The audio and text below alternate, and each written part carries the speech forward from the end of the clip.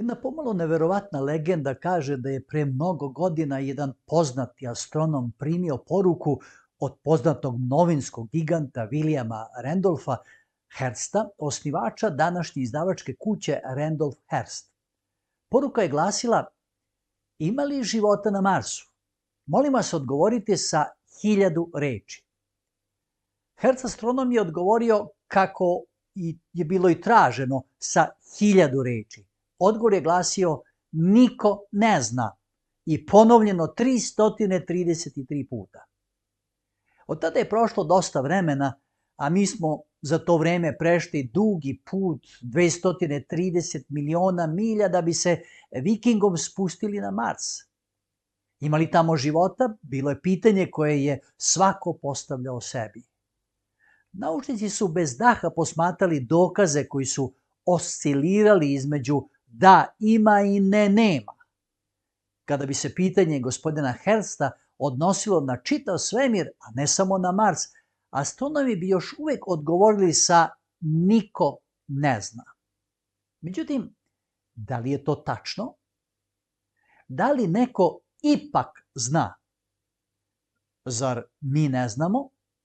Ne želim da se pravim važan, ali na osnovu onoga što sam čitao u Božjoj knjizi, Bibliji, mogu reći da, gospodine Herst, ima života na drugim planetama. Biblija ne objašnjava detaljno kakvim inteligentnim bićima su nastanjeni ti drugi svetovi. Međutim, kada bi bio detektiv koji traga za dokazom, sigurno bih nekoliko biblijskih izveštaja uzeo u ozbiljno razmatranje. Evo, jedan od njih se nalazi u Isaiji u 45. poglavlju 18. tekstu, koji kaže ovako: jer ovako veli Gospod koji je stvorio nebo, Bog koji je sazdao zemlju i načinio je i utvrdio, nije stvorio naprazno, nego je načinio da se na njoj nastava. Ja sam Gospod i nema drugoga. Božja namera je bila da ova naša planeta bude kolevka života. I pošto ona jeste kolevka života, njeno stvaranje nije bilo naprazno, dakle nije bilo uzalud. Ne znači li to da su ostali Božji svetovi, ako na njima nema života i niko ne nastava, stvoreni uzalud, beskorisno? To bi bio logičan zaključak. Ali razmislimo malo. Da li je logično verovati da je Bog stvorio milijarde svetova da bi samo na jednoj od njih bilo života? Evo još jednog biblijskog teksta iz knjige Neemijine, 9. poglavlje, 6. tekst. Neemija 9:6, gde kaže: ti si sam Gospod, ti si stvorio nebo, nebesa nad nebesima i svu vojsku njihovu, zemlju i sve što je na njoj, mora i sve što je u njima, i ti oživljavaš sve to i vojska nebeska tebi se klanja. Šta u stvari to znači? Da li to znači da postoje inteligentna bića na drugim planetama? Svemir vrvi od života, i to inteligentnog života, dovoljno inteligentnog da ukazuje čast Bogu. I svi bez razlike slave i poštuju Boga. Oni su odani podanici njegovog carstva. Oni se nisu pobunili kao ova neposlušna planeta. Pogledajte sada ovaj biblijski tekst. Bog govori, to je u Jevrejima poslanici, u 1. poglavlju, u 1. i 2. tekstu. Bog koji je negda mnogo puta i različitim načinom govorio ocevima preko proroka, govori i nama u posljedak dana, onih preko Sina, kojega postavi naslednika svemu, kroz kojega i svet stvori. Preko Sina, kroz kojega i svet stvori. Ako ih je stvorio naš Gospod Isus Hristos, to znači da pripada njemu. Bog koji je sazdao sve kroz Isusa Hrista, piše apostol Pavle u Efescima 3. poglavlju 9. tekstu. Niste li začuđeni? Hristos, one koga mi poznajemo kao Isus, stvorio je svetove? Da, On je sve stvorio. Apostol Jovan u 1. poglavlju ne ostavlja mesto za nedoumicu u vezi sa ovim, od 1. teksta do 3. U početku beše reč, i reč beše u Boga, i Bog beše reč.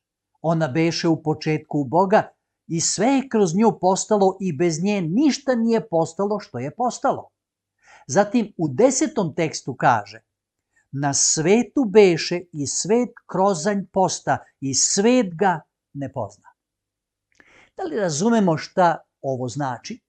To znači ne samo da je onaj koga mi poznajemo pod imenom Isus postojao od večnosti sa svojim Ocem, već da je Isus stvorio sve svetove, uključujući i ovaj naš. Ako je stvorio naš svet, onda je stvorio i čoveka. On je naš stvoritelj, i tvoj i moj. To također znači da je Isus stvorio i anđele, uključujući i Lucifera. Lucifer se nije pobunio protiv vladavine nekog drugog anđela. On se pobunio protiv svog stvoritelja. Vidite, u prvim danima Luciferovog nezadovoljstva ova naša planeta postojala je samo u mislima, u planovima Boga Oca, Boga Sina i Svetoga Duha. Nesrećni anđeo je znao da on neće imati udjela u njegovom stvaranju i jednostavno došlo bi do samog nezadovoljstva, i došlo je do samog nezadovoljstva. I Sin Božji je stvorio mnoge svetove, a Lucifer nije stvorio ni jedan. A sada Otac, Sin i Sveti Duh planirali su jedan novi svet, a Lucifer nije pozvan na savjetovanje. Zašto? Zašto on ne bi imao ista prava? Ako samo Bog može da stvara, a kao anđeo on ne može da stvara, onda Lucifer ne želi da bude anđeo. On želi da bude Bog. Isus je božanstvo. On je Bog. On je stvoritelj. Jedan anđeo nije ništa od toga, niti to ikada može biti. Bog je sve to nežno i pažljivo objasnio ovom pobunjeniku. Njega je to, međutim, samo razgnjevilo. Njegova ljubomora nije znala za granice. On je želeo položaj Božjeg Sina, a ne bi ga zadovoljilo ništa manje. I njegovo zadovoljstvo je raslo preteći da postane otvorena pobuda. Da li će Bog odustati od plana da stvori planetu, zemlju, zbog Luciferovog problema? Ne. Božanstvo je stvorilo sve. I bilo je nečeg posebnog u vezi sa ovim stvaranjem.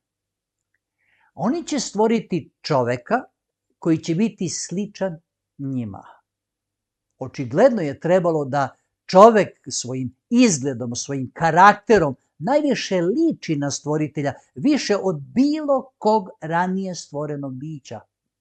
Dakle, onaj koga mi zovemo Isusom, zajedno sa svojim Ocem i Duhom Svetim, preleteo je galaksijama do ove usamljene tačke u svemiru. Pozvao svet u postojanje, namestio ga u prostoru, odredio mu orbitu. Onaj koga mi zovemo Bog, rekao je, neka bude svetlost. On je taj koji je proveo skoro nedelju dana stvarajući od ove naše planete mesto nezapamćene lepote, kao da će car živjeti na njoj.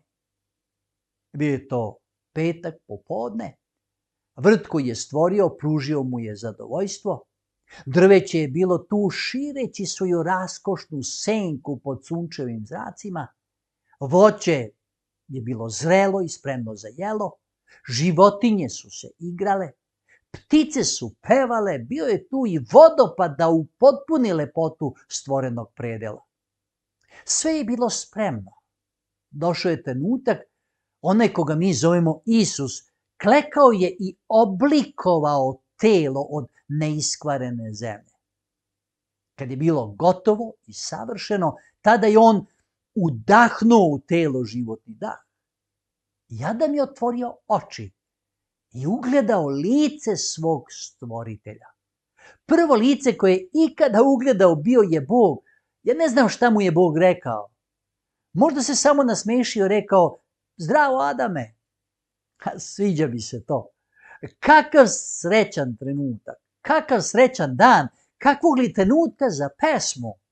Nije čudo da su zvezde jutarnje pevale i svi sinovi Božji klikovali, tako kaže u knjizi o Jovu 38:7. Činilo se da u takav dan ne može stati više sreće, ali stalo je. Bog je dopustio da Adam postane pospan, da zaspi i kada je opet otvorio svoje oči, ugledao je pored sebe najlepšu ženu na svetu. Ne zato što je ona bila jedina žena na svetu, već zato što je stvorio sam Bog. I kada su sunčevi zraci počeli da se gase, Adam i Eva su posmatrali prvi zalazak sunca zajedno sa svojim stvoriteljem. Kakav nezaboravan trenutak. Zalaskom sunca završavao se 6. dan stvaranja i počinjao je 7. Delo stvaranja je bilo tada dovršeno. I Bog je video da je veoma dobro. Šta će Bog sada učiniti? Hoće li požuriti natrag nebu u svom prestolu da uživa u obožavanju anđela? Hoće li se okrenuti nekom projektu obraćajući pažnju na druge galaksije, druge svetove, zaboravljajući na srećan par koji je stvorio? Hoće li ih ostaviti da razmišljaju kako su tu dospeli? Ne. Bog je odlučio da dan odmora provede sa svojim najnovijim stvorenjima. I zamišljam ga kako pored Adama seda sa jedne strane, Eve sa druge i kreće u večernju šetnju. I dok se na nebu pojavljuju zvezde, on im priča o tim svetovima na nebu koje je on također stvorio. Oni su imali tako puno pitanja. Tako bi puno toga htjeli da znaju. U stvari oni ništa nisu znali. Ujutru su sigurno opet šetali i razgovarali kako su samo želeli da se taj srećan dan nikada ne završi i kako su samo bili ushićeni kada im je stvoritelj rekao da taj srećan, nezaboravan dan treba da se ponovi svaki 7. dan. U međuvremenu treba da bude vreme odvojeno za posebno druženje sa njim. I mi čitamo u 1. Mojsijevoj 2. poglavlju 2. tekst. 1. Mojsijeva 2:2 i svrši Bog do 7. dana dela svoje koje učini i počine u 7. dan od svih dela svojih koja učini. A priznajem da u ovom tekstu ima nešto što je teško razumeti.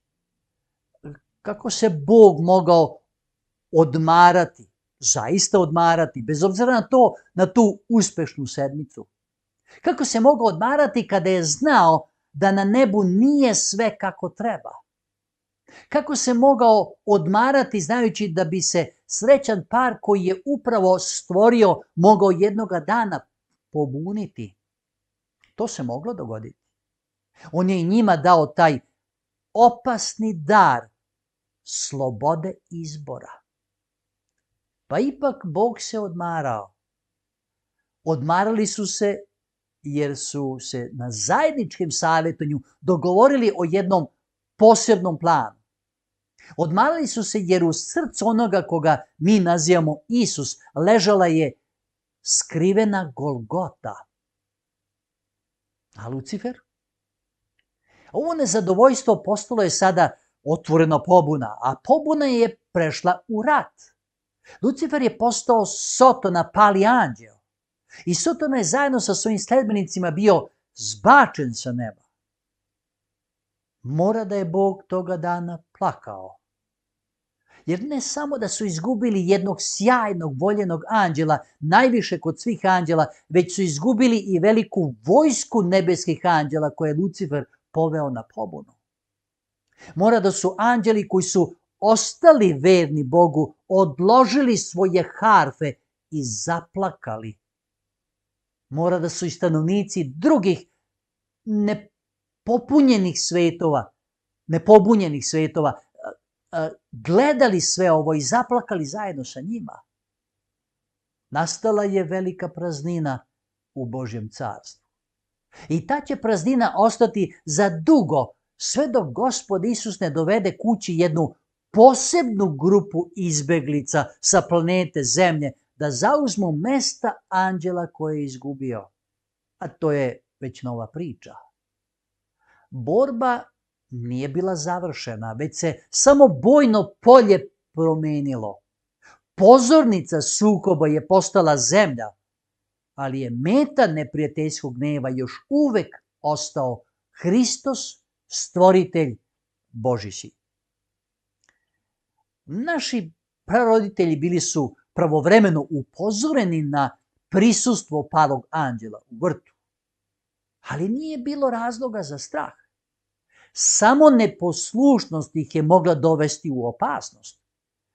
Ne znamo koliko vremena je prošlo u nepomućenoj zajednici Adama i Eve sa njihovim stvoriteljem, ali jednoga dana dok ga Isus posmatra sa neba, Eva dolazi blizu drveta kojeg je Bog posebno odvojio.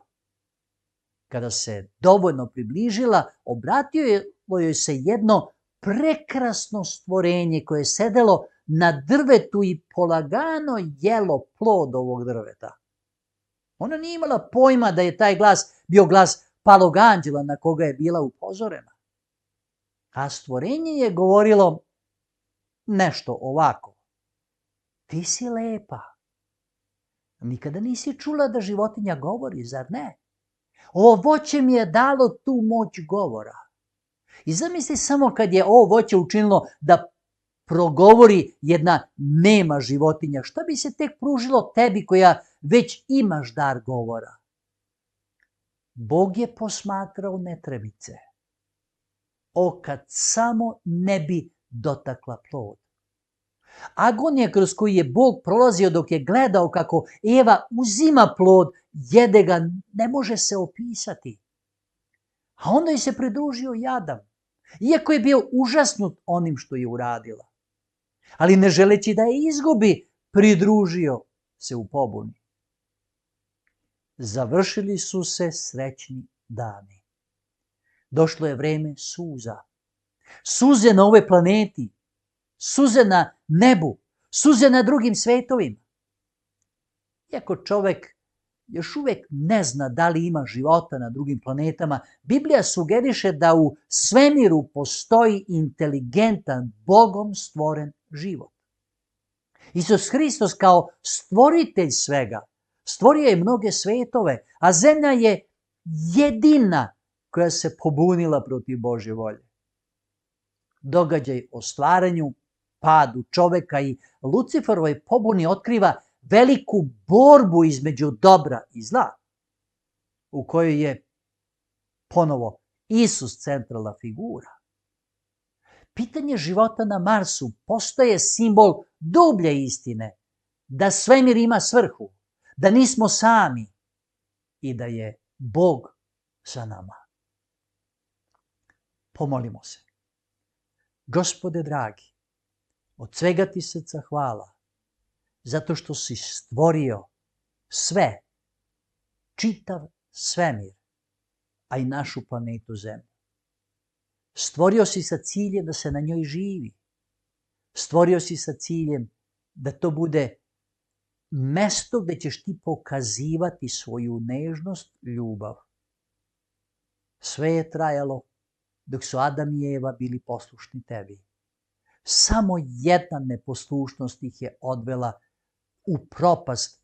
Ne samo da su bili isterani iz Edemskog vrta, nego su izgubili život. O Bože, svemir je plakao. Ti si plakao prvi. I svi one koji si stvorio kada su videli greh. Ali pomozi nama da prepoznamo kušača Lucifera, sada Sotonu, da odbacimo njegova iskušenja i da uz tvoju pomoć dobijemo oproštenje greha, da uz tvoju silu i tvoju mudrost možemo biti pobednici nad iskušenjima. Ovo te molimo ime našeg dragog spasitelja Isusa Hrista. Amin.